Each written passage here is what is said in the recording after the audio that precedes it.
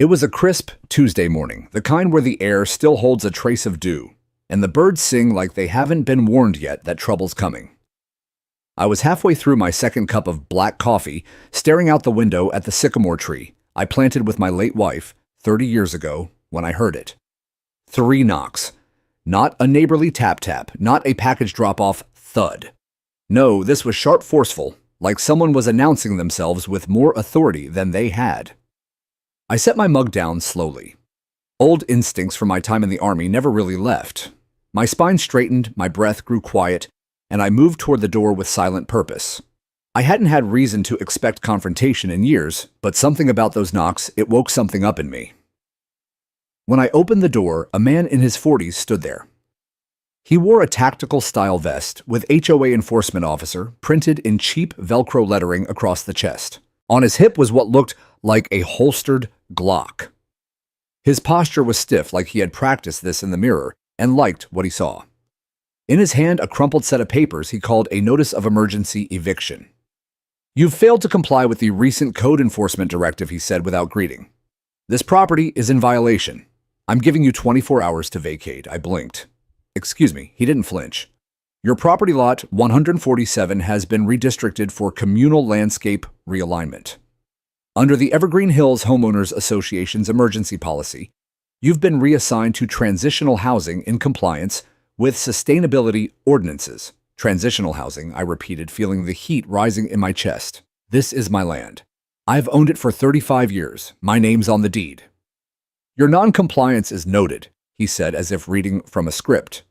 "This notice was posted last week." I scanned the area around my doorframe. Nothing. "There was no notice," I said. "And even if there had been, you don't have the legal authority to evict anyone at gunpoint." He glanced toward his hip hand, twitching slightly. "This is standard enforcement gear." "No, it's intimidation," I said, squaring my stance. "You're not law enforcement, and I'm not moving." He stepped closer, the toe of his boot resting on the first board of my front porch. "You're resisting a direct HOA compliance action," he said low, almost growling. "I can have you removed by force." I narrowed my eyes. "You so much as touch your weapon, and you won't be the one making the next call." He stared at me for a long second. The kind of stare you get from a man who's trying to decide whether his fake authority is enough to overcome his real fear. I didn't blink. I've faced down worse in the Middle East.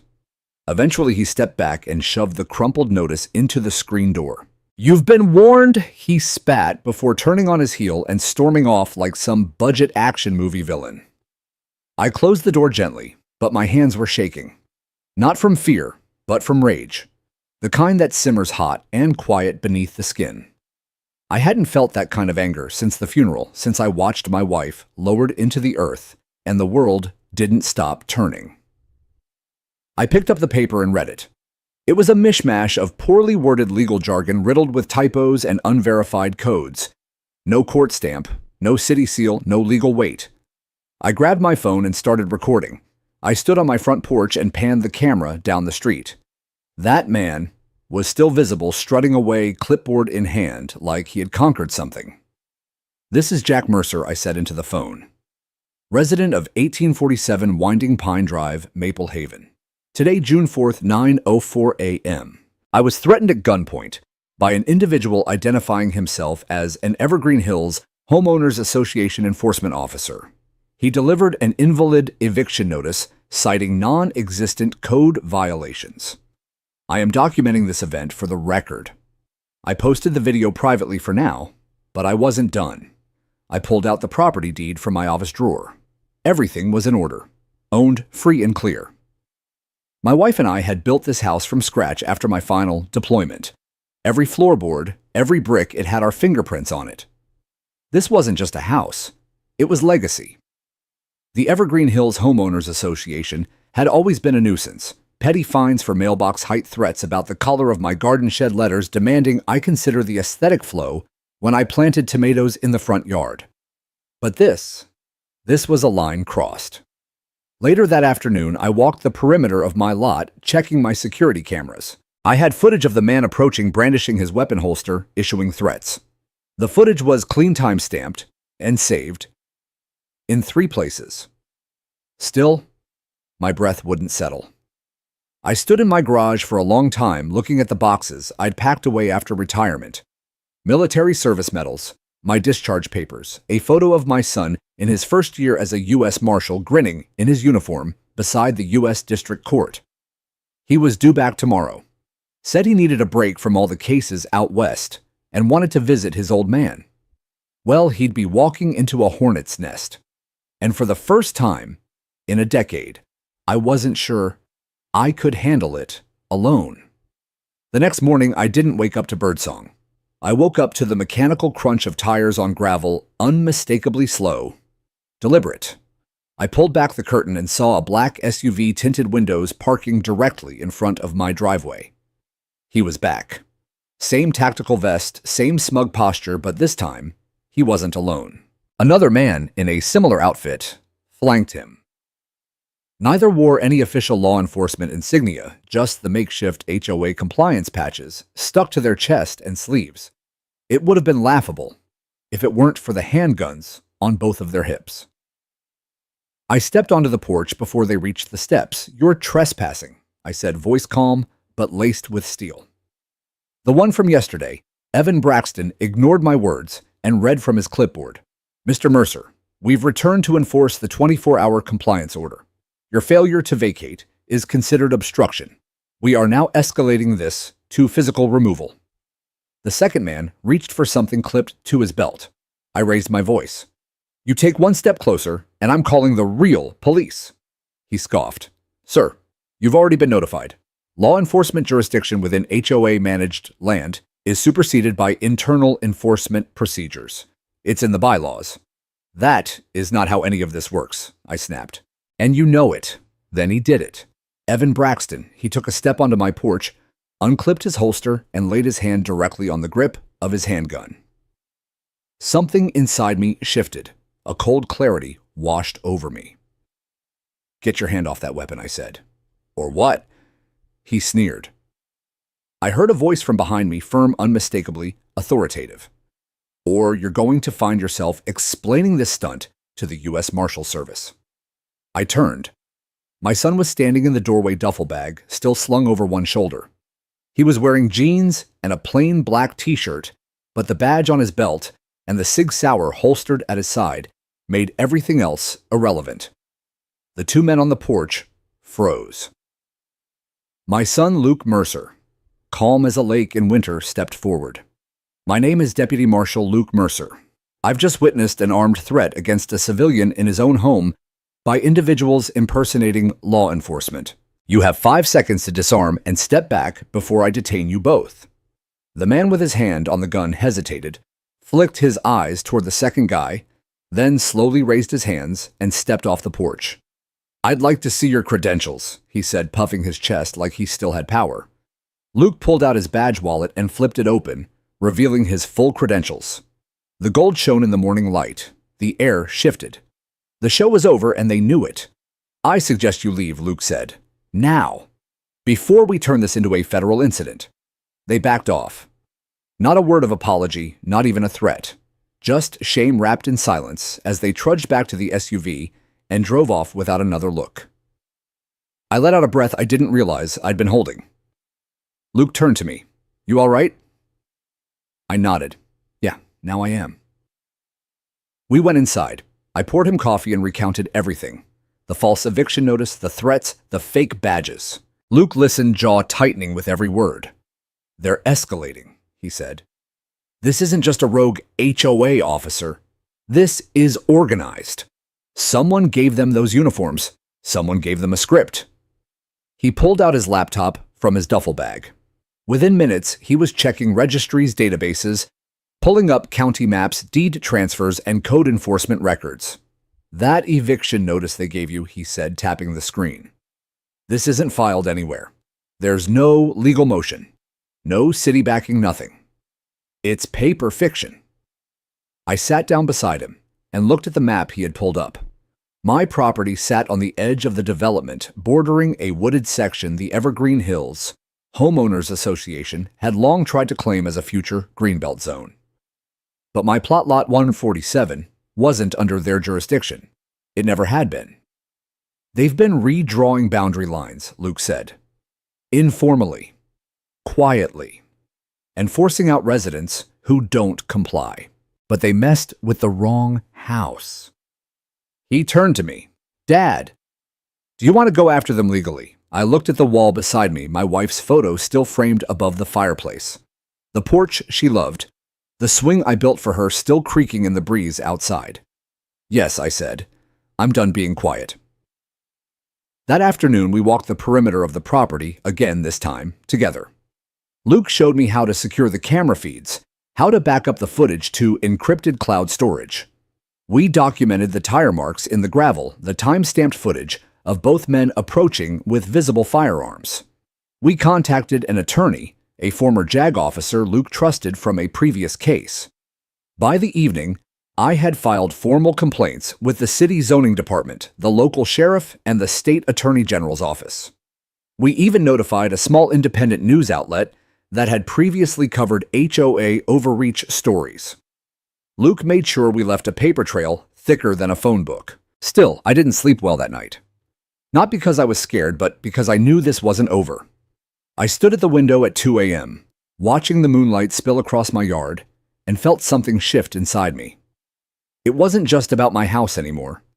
It was about the people like me who didn't have a U.S. Marshal for a son. About those who were pushed out quietly with no one to stand on their porch and say no. This wasn't about boundaries or landscaping or bylaws. This was about power, and what happens when those who have none refuse to back down. The following morning, I awoke not to pounding fists or threats, but to the sound of bacon sizzling and the smell of fresh coffee. For a moment, it almost felt like years had been peeled away back to a time when mornings meant family, not conflict. Luke was already in the kitchen flipping pancakes with a confidence that could only come from years of eating MREs and deciding that anything civilian was gourmet. You're cooking, I asked, stepping in with a half smile. Figured I'd earn my stay, he said. Also figured you could use something normal this morning. I sat at the table and he poured me a cup of coffee, black just how I'd taught him. It was such a simple moment, but it anchored me. After everything that had happened, I needed that reminder I wasn't alone. We ate mostly in silence, not the awkward kind, but the kind that belongs between people who've been through hell and know that words don't always help. Sometimes presence is enough. After breakfast, we got to work. Luke had brought a portable scanner, a tablet, even a tiny printer. The key here is documentation, he said. They've built their empire on silence. On folks not knowing what's legal and what's not. That ends now. We started with the eviction notice. He scanned it, circled the invalid legal citations, highlighted the absence of signature stamps or court dates. It was clearly a bluff, a fabricated document dressed in official language. Next, we moved to the deed. Look at this, Luke said, pointing to the property map I'd kept in a safe deposit box since my wife passed. Your land extends 20 feet further east than what's shown on the public zoning map. They've literally shaved off part of your lot in their digital copy. Is that legal, I asked? It's fraud, Luke said, and I can prove it. He pulled up the city's property database. Someone at the Evergreen Hills Homeowners Association had submitted a rezoning application 6 months ago, attempting to annex parts of several edge properties into a new community corridor enhancement zone. It had been approved barely, but without notifying the affected homeowners.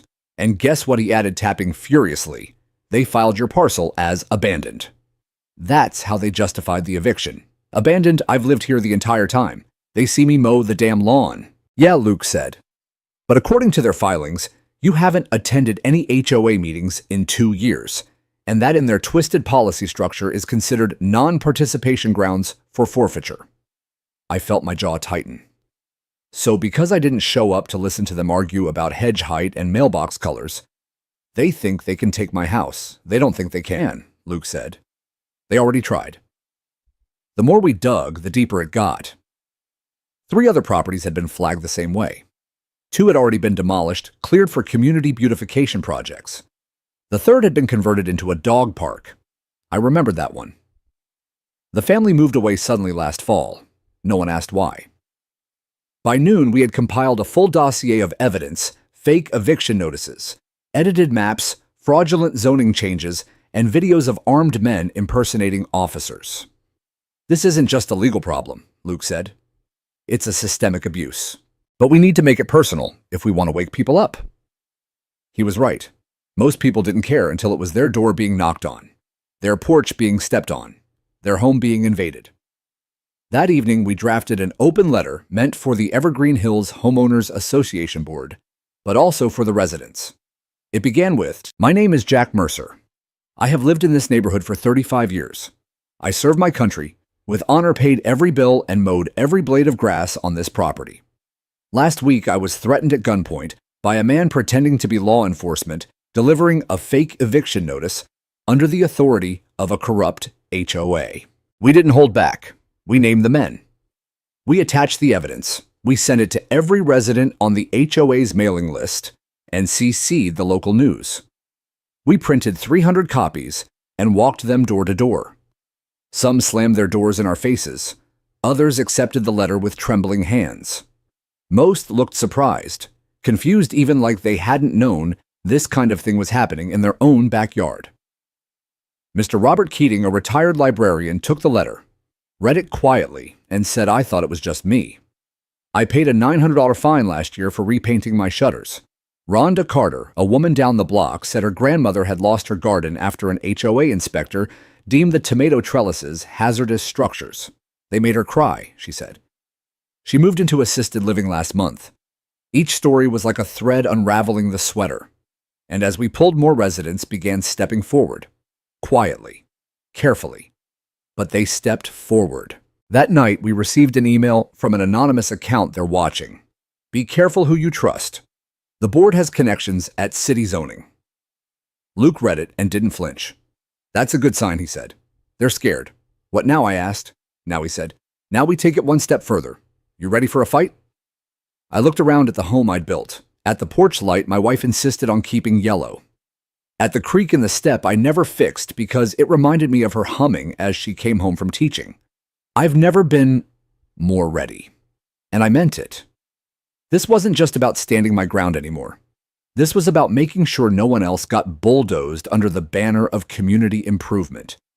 It was time they learned that justice doesn't wear a patch that says HOA. It wears a badge with real authority and a family willing to fight back. 2 days later, the tension in our neighborhood could have been cut with a knife. Ever since the letters went out, the Evergreen Hills Homeowners Association had gone quiet. No patrols, no notices. Not even their usual minivan creeping around photographing mailboxes and driveway oil stains. It was the silence before a storm, the kind you learn to fear more than the noise itself. Then right around lunchtime, the storm arrived. Luke and I were sitting on the porch, not talking much, when we saw them 2 black sedans and a glossy blue Ford Explorer with city insignia barely visible on the doors. They parked diagonally across my front yard, deliberately blocking the driveway. Out stepped Evan Braxton, the one who'd drawn his weapon. He was no longer in a patched-up HOA vest. This time he wore what looked like a makeshift uniform, khaki shirt, gold buttons, and a badge clipped to his chest that looked suspiciously laminated. He wasn't alone. Behind him were 2 more so-called enforcement agents, taller, younger, more aggressive in posture, and a woman in a navy suit holding a clipboard. Her presence gave the whole charade an air of false legitimacy, but Luke knew better. Watch their hands, he muttered. We both stood. I kept my hands visible. Luke casually unclipped the badge on his belt, letting it rest in plain sight on his hip. Jack Mercer, the woman asked, stepping forward. I am. I'm Carrie Dobbs, External Compliance Officer for Evergreen Hills Homeowners Association. You've been served a final citation of removal. We are here to conduct a property inspection and escort you off premises.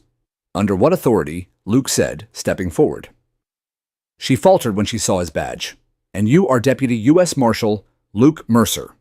You are attempting to execute a forced removal without a court order, without law enforcement support, and without legitimate jurisdiction. That makes this not just unlawful, but a federal offense if carried out with threat or coercion. Carrie turned slightly toward Evan Braxton, whose mouth tightened into a smirk. We have documentation, he said. Our legal team cleared this. This land was rezoned under Title IX HOA ordinance for non-compliant structures. Luke didn't even blink. That ordinance applies to shared communal lots and only within the active HOA perimeter.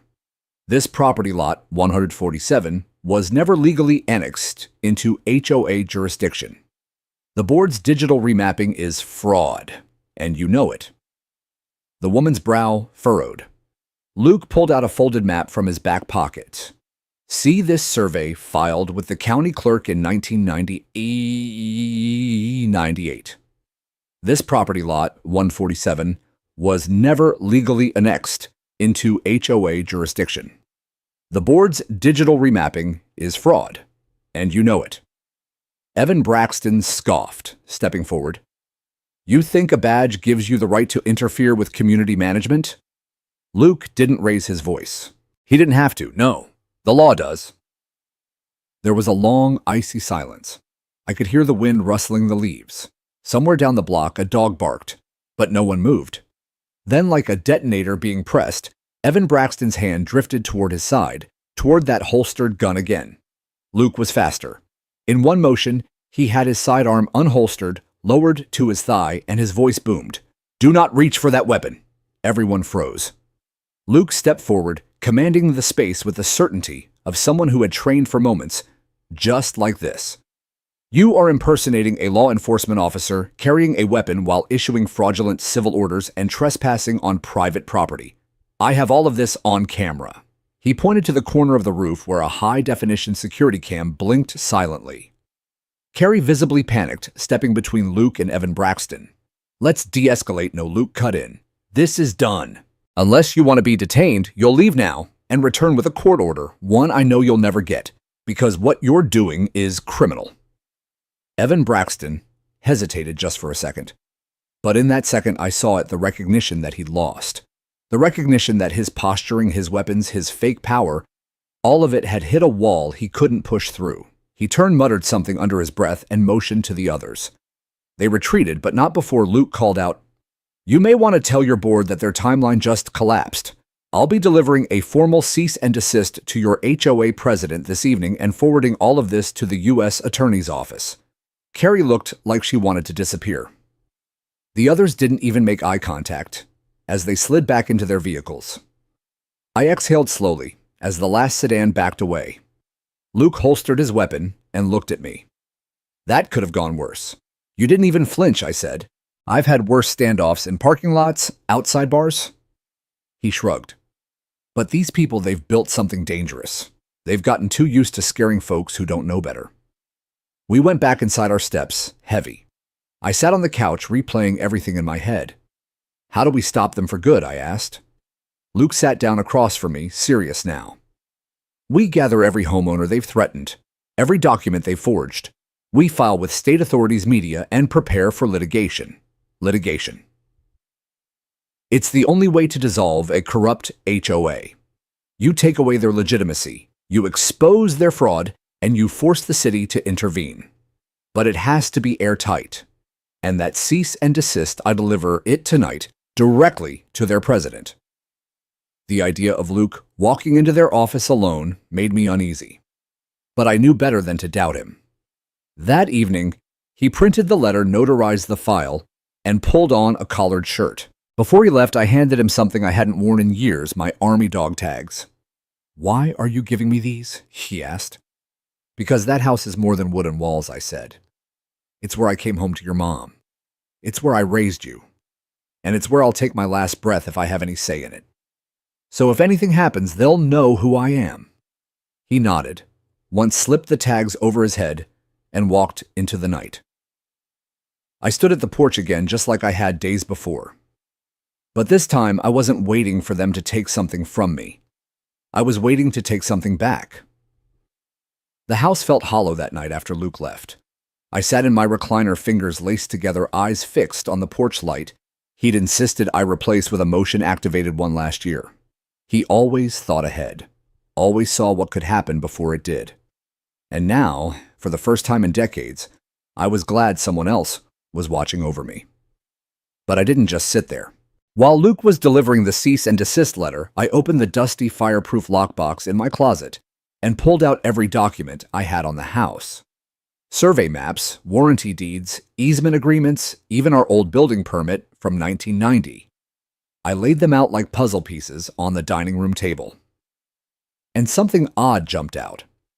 A small footnote on the original land plat from the city indicated that Lot 147, my lot, had been flagged in 2004 as environmentally protected green space. It was later corrected in red ink by a clerk and reclassified as a private residence. But what if someone had used that clerical error to justify an illegal rezoning effort? I scanned the files, photographed everything, and sent them to Luke via encrypted drive. Within minutes, he replied, "Bingo, that's the loophole they're abusing." The Evergreen Hills Homeowners Association wasn't just acting on personal vendettas or random whims. They were mining old records for ambiguities and exploiting outdated codes to annex properties. And I wasn't the first. Over the next 2 days, Luke and I held quiet meetings with a growing number of neighbors. We didn't use email. We didn't post on social media. We met in garages, in backyards, in the small community center library where no HOA board member ever bothered to show up. We listened. Mr. and Mrs. Robert and Ellen Keating, in their 70s, had been fined $3,000 for repainting their home with non-approved hues despite providing HOA-approved swatches. Tina Alvarez, a single mother of 2, had her shed torn down while she was at work. The HOA claimed it was an unauthorized structure, even though she had city approval. Jeff Lynn was charged monthly for landscaping services he never received, and when he questioned the fees, he received a violation for aggressive conduct. One after another, they came forward. Quiet voices with years of swallowed frustration, now finding courage in each other. Luke compiled every testimony. We built a timeline, mapped every property, affected and flagged each fraudulent rezoning. But it was the paper trail that made the case solid. From Tina's payment records to the Keating's color approval forms, everything pointed to a pattern not just mismanagement, but calculated abuse. HOA board members were profiting from compliance fees, funneled into shell vendors. The board president's cousin ran the landscaping company. Her brother-in-law managed HOA security. The dots were no longer just connected, they formed a noose. Luke scheduled a meeting with a legal contact in the state attorney general's office. In the meantime, he advised every homeowner to stop paying HOA dues until the internal investigation was complete. He helped them write legal justifications and printed exemption letters citing civil code protections. Then came the retaliation. HOA flyers appeared overnight, taped to mailboxes and front doors. They were printed in red ink, all caps. Warning: do not engage with unauthorized individuals spreading false information about HOA leadership. Legal action may be taken. Luke laughed when he saw them. They're scared, but not everyone saw it that way. The Keatings received a noise complaint after their grandkids played in the front yard. Tina Alvarez had her water temporarily shut off for system maintenance. Someone keyed my truck. It was all so juvenile, and yet also orchestrated. "I need you to be careful," Luke said one night, as we reviewed more documents. "I've been careful for 35 years, I said. That's how they got this far. I saw the look in his eyes, that same look he had before raids overseas, when he knew something could go sideways. "I'm not going anywhere," I added. "They're not running me out." He nodded, but I could tell he was preparing for the worst. The next morning, we received an anonymous envelope on the porch. No return address. Inside was a photograph, grainy but unmistakable. It was Luke and me standing in the garage sorting documents. The photo had been taken from a distance, likely across the street or through a zoom lens. On the back, in black ink, was a single sentence. "You think badges make you untouchable." Luke stared at it for a long time. Then he smiled, not from amusement, but from resolve. "Good," he said. "Now we know they're watching. That means they know what's coming." We turned the photo over to the sheriff's office, filed an official report, and flagged it for the state investigator already reviewing the HOA's books. Luke insisted on installing more cameras, motion-activated, heat-sensitive, with direct cloud upload. He also updated me on the legal front. The cease and desist had been delivered and was met with laughter from the board president. But the letter had already served its purpose. The HOA's official email, which had once been used to spam residents with trivial violations, had now been subpoenaed by the city. The investigation was officially underway. By the end of the week, Luke had compiled a 97-page document package, printed, tabbed, and indexed, ready for state review. It included video footage, forged documents, testimony transcripts, property lines, financial flows, and legal citations. They tried to evict you at gunpoint, he said. Now we're evicting them by law. Still, I couldn't shake the feeling something bigger was coming, like the storm hadn't quite reached its worst yet. And I was right. Because the next morning, Luke didn't come back from his jog. His phone was still tracking on the neighborhood trail, the one that curved behind the clubhouse. But he was nowhere to be found. The moment I realized Luke hadn't returned from his jog, everything around me blurred. The porch, the steaming coffee cup in my hand, even the sun climbing gently above the tree line, it all collapsed into the sound of a slow building alarm inside my chest. I grabbed his phone location from the shared tracker. It still pinged behind the HOA clubhouse on the jogging trail that looped through the woods. He'd taken that route dozens of times before on past visits. It was public access property. But now, something felt off. I shoved my feet into boots, grabbed my keys, and drove. I didn't even stop to grab my cane, the one I usually used for long walks. My legs burned with adrenaline as I parked near the community trailhead.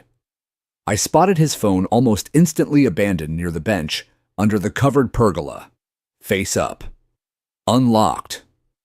That's when I noticed its scuffed gravel.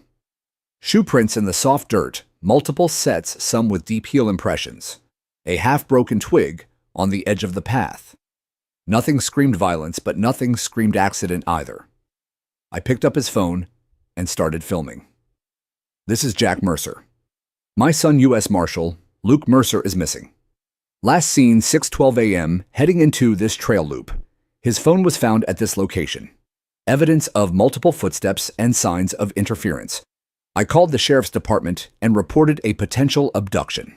I didn't have time to wait for politeness or bureaucracy. I gave them Luke's credentials, the ongoing HOA investigation, and the threats we'd received. They arrived within 30 minutes. I watched as deputies walked the perimeter, took photos, and collected samples.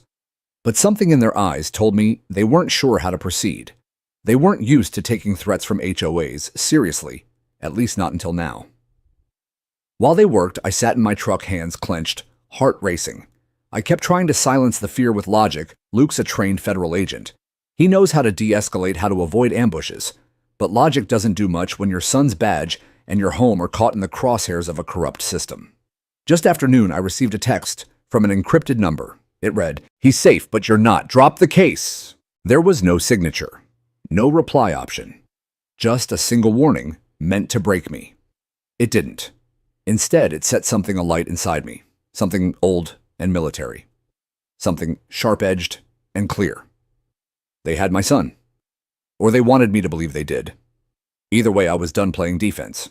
By 2 p.m., the sheriff's office had added Luke to the missing persons database. News crews picked up the story. By late afternoon, federal marshal missing amid HOA corruption probe. Neighbors who'd once been too afraid to speak began calling me. Some came to the house trembling, offering anything they knew. A teenager brought over a video he recorded that morning while skateboarding footage of a black pickup truck parked near the trail with a man in a gray polo standing outside, checking his watch. I knew that polo. I knew that watch. The same security chief, Evan Braxton, who drew on me days ago. But it wasn't just about who took Luke, it was about why. I opened the evidence binder we'd built, flipped to the financial flowcharts. Luke had flagged one line we hadn't looked at deeply, a shell company called Rimrock Compliance Solutions, registered in a neighboring state. According to the paperwork, they handled compliance logistics for multiple HOA boards, but their listed address traced to an abandoned storefront. And then it clicked. This wasn't just about Evergreen Hills. Rimrock was a private enforcement network arming, training, and deploying faux cops to upscale neighborhoods under the guise of community protection. They operated in legal shadows with enough jargon and bureaucracy to seem legitimate until someone asked the right questions. Luke had asked the right questions. That night I received a knock on the door, not 3 sharp bangs like before. Just one followed by a pause. It was Luke. His clothes were torn, his hands scraped, but his eyes clear sharp were still his. "Long story," he said, collapsing into a chair. But I got out. I grabbed a towel water and sat beside him like I had when he was 12 and wrecked his bike. They grabbed me from behind, pushed me into a van. Blindfolded, but I counted turns, tracked direction. They didn't hurt me, just tried to scare me. Said Rimrock wasn't going to let their contracts fall apart because of one nosy federal badge. He pulled a small recorder from his pocket. They talked. I recorded everything. My son. Even in a van with his hands zip-tied, he was still building the case. We uploaded the audio to the cloud, sent copies to 3 different contacts in federal enforcement. Within hours, we had confirmation a joint task force would investigate Rimrock. Luke's testimony, combined with the mounting local complaints, had opened a federal window. But the Evergreen Hills Homeowners Association Board, they weren't going down quietly. The next morning, residents awoke to signs all across the neighborhood. "Mercer family is under criminal investigation. Do not trust vigilante justice. HOA has the right to protect its community." They printed them on letterhead, posted them on mailboxes. They even taped one to my truck. Luke just smiled. Perfect. We took photos of every single sign. Called the sheriff's department again. This time a lieutenant showed up, not a deputy. "They're escalating," he said. "But they're sloppy now. That makes them vulnerable." We moved quickly. I gave a televised interview that afternoon, calm and measured. No accusations, just facts. I told the public about the fake eviction, the fake cops, the missing son, the secret recordings. I spoke slowly, deliberately, like a man who'd spent a lifetime trying to do right, only to be pushed too far. That night, we filed a class action suit. 37 residents signed. More joined by morning. It was war now. But we weren't hiding, and we weren't alone. The day after the lawsuit went public, the entire neighborhood felt different, like the illusion had shattered, and people were finally seeing the rot beneath the manicured lawns and regulation rose bushes. At sunrise, I walked out to get the paper, half expecting another threat taped to my door. Instead, I found something else entirely. A folded note, scrawled in nervous handwriting. "Mr. Mercer, thank you. I've been afraid to speak up for years. I didn't think anyone could stop them. If you need a witness, I'm ready." There was no name. Just a phone number. It was the first of many. By noon, we had over a dozen new testimonies. Homeowners, former board members, even a landscaper who admitted he was paid cash under the table by the HOA to fabricate maintenance violations for targeted properties. One retired man confessed he was offered a discount on his dues if he testified against his neighbor in a compliance hearing. The board had run Evergreen Hills like a fiefdom, but their subjects were finally turning. Luke and I met with several of them at our kitchen table, no lawyers yet, just neighbors sitting across from neighbors passing coffee mugs and recounting stories they'd buried for years. Rhonda Carter from Maple Court broke down in tears as she described how the HOA threatened to place a lien on her house unless she removed her late husband's veteran flag from the front yard. They called it excessive political expression. A father of 3 revealed that the HOA had fined him for unsupervised minors because his kids played tag on the sidewalk. He paid out of fear. "I couldn't risk them reporting me to child services," he said, eyes lowered. It was horrifying. And it was familiar. Each story mirrored our own, a mixture of coercion, manipulation, and fear disguised as neighborhood order. They hadn't just enforced rules, they'd weaponized them. We compiled the new testimonies, added them to the legal file, and reached out to the local news again. This time they sent a team. The story aired that evening. Residents revolt against rogue HOA federal marshal, war veteran lead, legal battle. I watched the segment in silence. They filmed me on the porch, the same porch where the first threat had come. Luke spoke on camera, too briefly, directly. His words were sharp and restrained, but there was fire beneath them. The public response was immediate. People from across the state began sending messages, stories of similar HOA abuse requests for help, offers of support. A local nonprofit that focused on property rights reached out to offer pro bono legal aid. A former judge offered to testify on HOA overreach in our case. But for every show of support, the board dug in deeper. The next HOA newsletter delivered by mail and slipped into every mailbox like some desperate last stand read, "We are under attack by individuals with a personal vendetta who seek to dismantle the values of our community. Stand with your board. Do not be deceived." Some residents still believe them. I saw it in their eyes when they crossed the street instead of waving, when they avoided my gaze at the grocery store. Fear was hard to shake, and manipulation doesn't unravel overnight. But I wasn't interested in being liked. I was interested in truth, and truth was closing in. 2 days later, the city council called an emergency meeting. Luke and I showed up early, binder in hand, documents stacked 2 inches thick.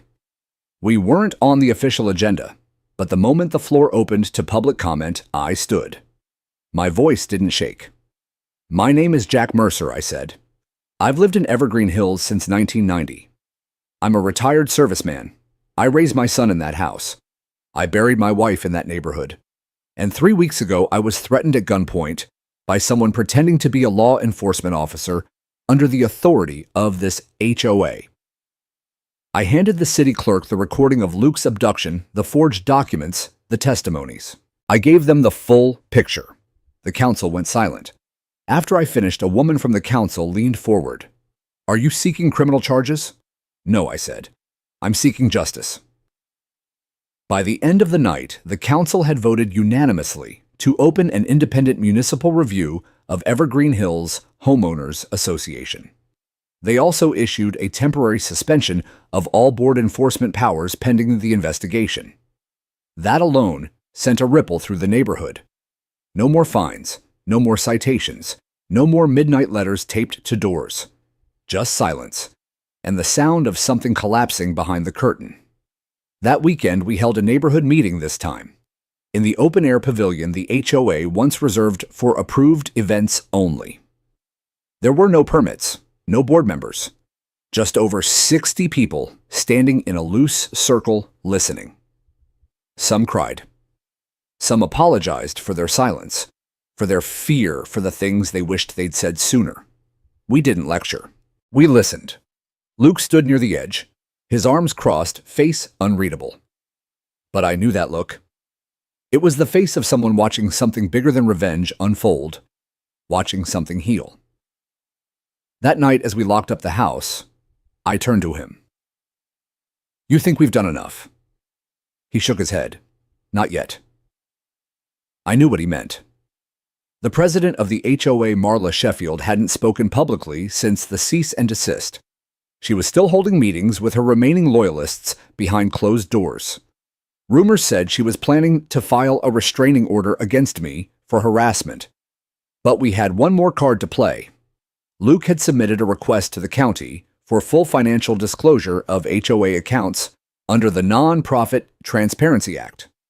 The board had 5 business days to respond, and the deadline was tomorrow.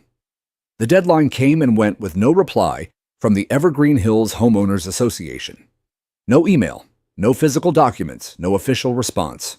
What they didn't know or didn't believe was that Luke had already filed for a court-ordered disclosure the day before the deadline, and the judge had signed it that morning. By noon, an unmarked government vehicle rolled into Evergreen Hills, flanked by 2 city code enforcement officers and a representative from the state auditor's office. They didn't park near the clubhouse's visitor lot.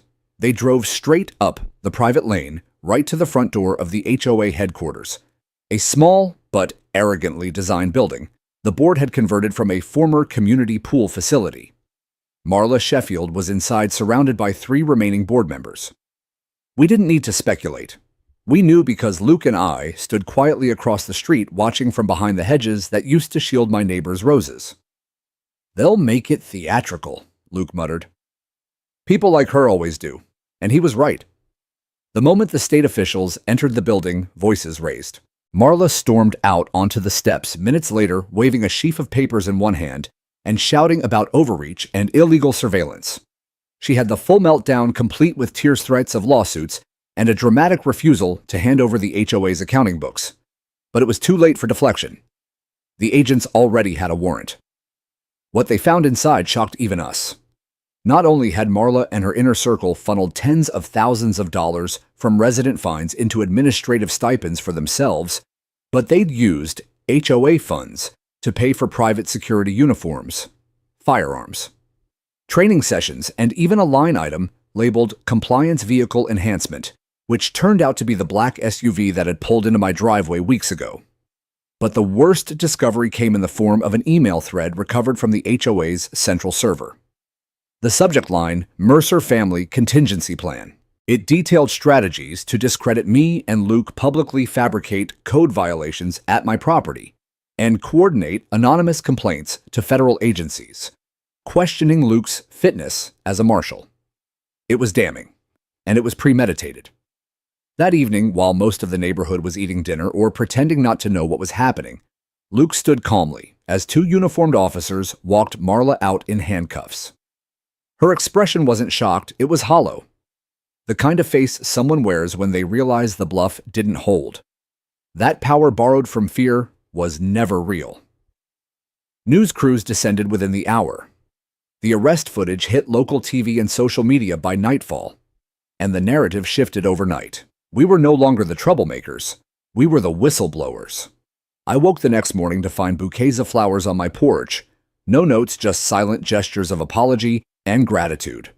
A jar of homemade jam from Rhonda Carter down the block. A fresh pie with a sticky note taped to the top. We're sorry we didn't help sooner. Even Mr. and Mrs. Robert and Ellen Keating came by with their grandkids to say thank you.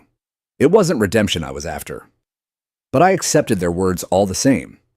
Still, the damage ran deeper than most knew. Behind the scenes, Luke worked tirelessly with the U.S. Attorney's Office, compiling a federal case not just against Marla and her board, but against Rimrock Compliance Solutions, the shell company that had quietly supplied dozens of HOAs in the region with bogus compliance officers and pre-written legal scripts. That case would take months, maybe years, to unravel fully. But we'd lit the match. Evergreen Hills Homeowners Association was formally dissolved by emergency city vote 1 week later. In its place, a temporary neighborhood advisory board was created, made up of residents nominated by the community, not appointed behind closed doors. I declined nomination, but I suggested Tina Alvarez and Mr. Robert Keating. They accepted. The same day, the compliance vehicle was towed. The patches came off the fake vests. The mailbox where HOA notices were once dropped now stood empty. A plastic red flag raised as if in surrender. Luke and I walked the neighborhood that afternoon for the first time without looking over our shoulders. This place might still heal, he said quietly. I looked at him, a man forged by the law and hardened by war, yet still able to believe in something like community. It's worth trying, I replied. We passed the community pavilion, now stripped of the old brass plaque that had read HOA Board Members 2001 present. The spot looked cleaner somehow, lighter. Then Luke's phone rang. It was the regional office. They wanted him to come back early. Another case, I asked. No, he said. A commendation.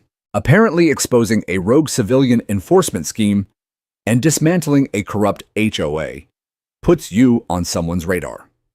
I laughed. You deserve it. He looked at me. So do you. That evening, we sat on the porch just like we had the night after he came home. This time, no armed threats, no lawsuits hanging over our heads, just two men with tired hands and full hearts. You think this is over? I asked. He shook his head. Not yet.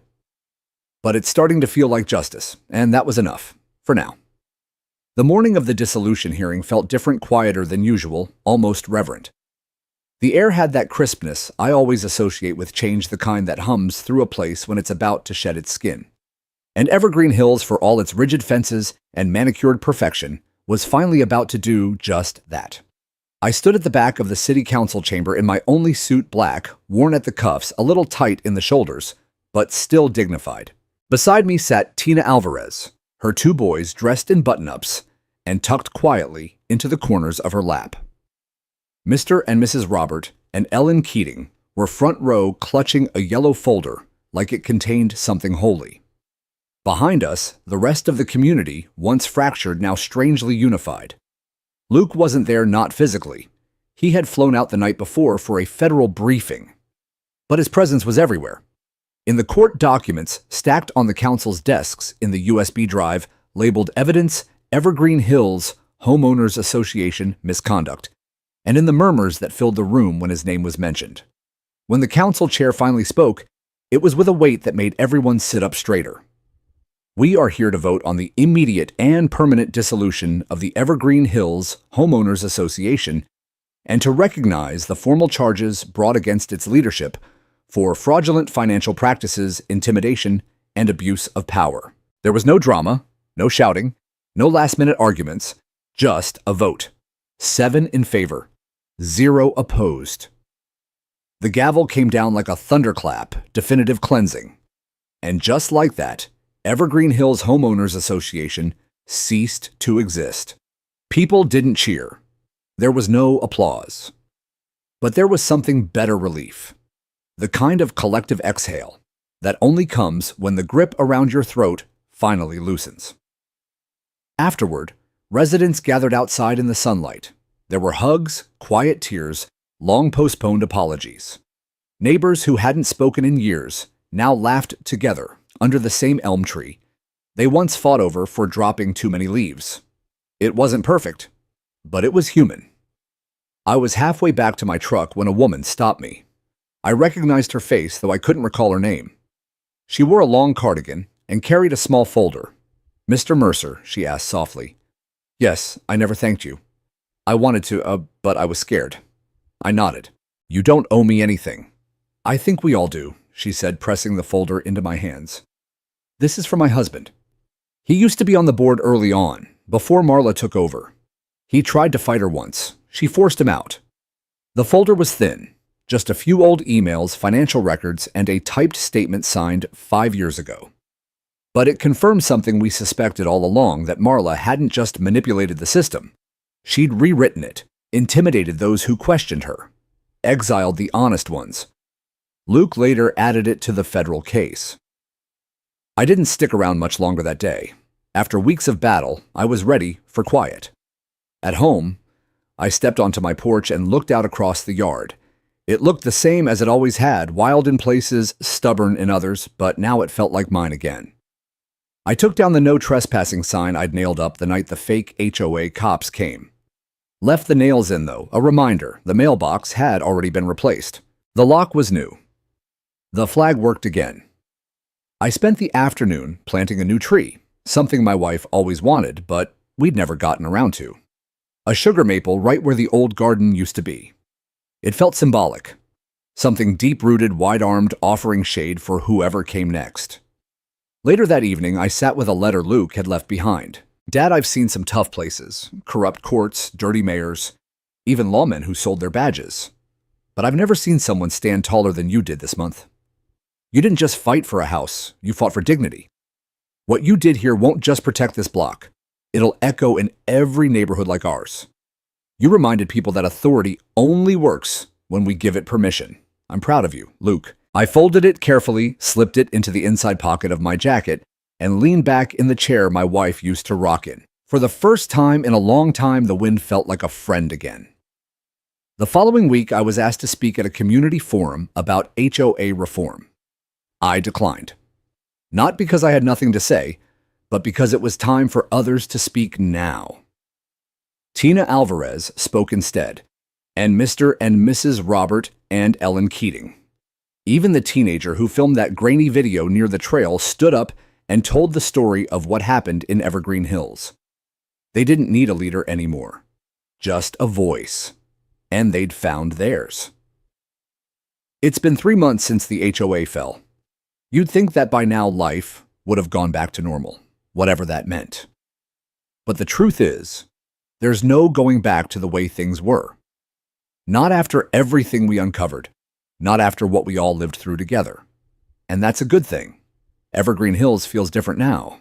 Not in the way that trees grow or roads crack with age, but in the way people greet each other. There's warmth where there used to be suspicion.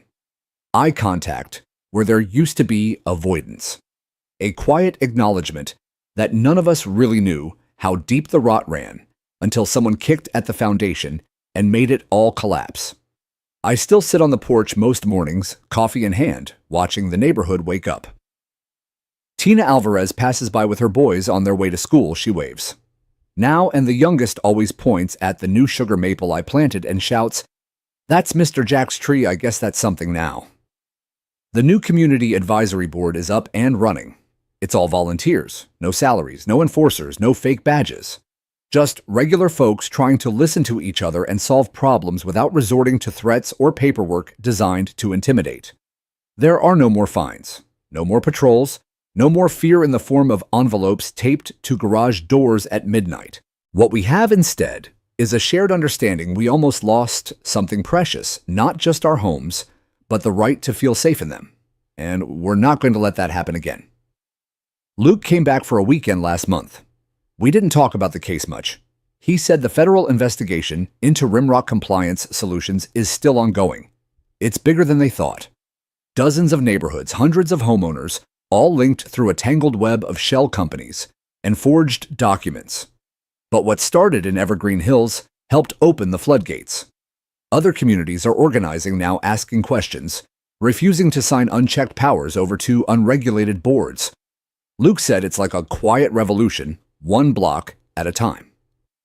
Before he left, we rebuilt the porch swing together, the one I made with his mother all those years ago. It had sagged with time, one chain half rusted, and the wood warped from too many seasons without care. We sanded it down, replaced the boards, tightened the bolts. When we finished, he sat in it with a satisfied grunt and looked out across the yard.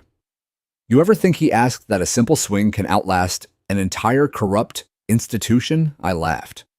Depends on who builds the swing. He left me his old badge. Said it was being replaced with a newer model lighter and embedded with some kind of tech that I didn't pretend to understand. This one's seen more than its fair share of battles, he said, but none prouder than the one fought here. I keep it in a shadow box above the fireplace, next to my service medals, and the photo of the three of us, Luke, my late wife, and me, standing in front of this house when he graduated from the academy. People still stop by. Some ask questions. Some just want to sit for a moment. One man, a stranger from 2 counties over, said, "I heard this was the porch where it started." I smiled, nodded, and handed him a glass of lemonade. Let them come. Let them listen. This porch has room for stories, for healing, for a second act. As for me, I still trim the hedges every Saturday. I plant what I want, where I want. I let the flag fly year-round. The city dropped the complaint that it was non-compliant decor after the board fell apart, and even if they hadn't, I wouldn't have taken it down again. It stands for something real now. A few nights ago, I walked the neighborhood under a full moon, just like I used to. My steps were slower, but my chest felt light. I passed by the clubhouse, now repurposed into a community tutoring center. The old brass HOA plaque had been removed. In its place was a wooden sign carved by a local artist. It reads, "Evergreen Hills, built by neighbors, protected by courage." I stopped and ran my fingers over the letters. The grain was deep and warm, honest. I thought about the day they tried to take my house, about Evan Braxton with his hand on his gun, about the fake eviction, the fake documents, the fear they wrapped around real people like chains.